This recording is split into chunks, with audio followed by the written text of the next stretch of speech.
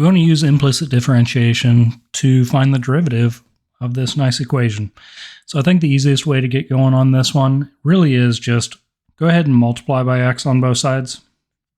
What that's going to do is that's going to eliminate this x on the left-hand side, right? Multiplying and dividing by x. That's going to give us y on this side all by itself. We'll have 10x on the right-hand side. And now the implicit differentiation should be pretty easy. Derivative on the left-hand side, we're going to get a 1, but because our variable is y, we're going to get a dy over dx, or y prime would be equivalent on that side.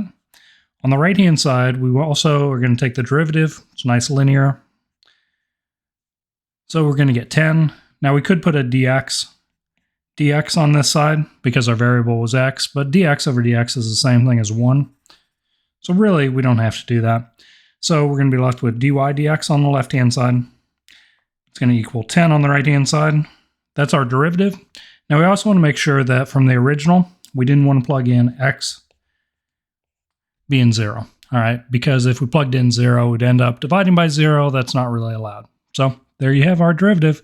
Dy over dx is 10, or some people use the y prime notation instead. Perfectly fine. Just remember, whenever you are taking the derivative with your variable being y, you're going to get a dy dx with that when you take its derivative or y prime.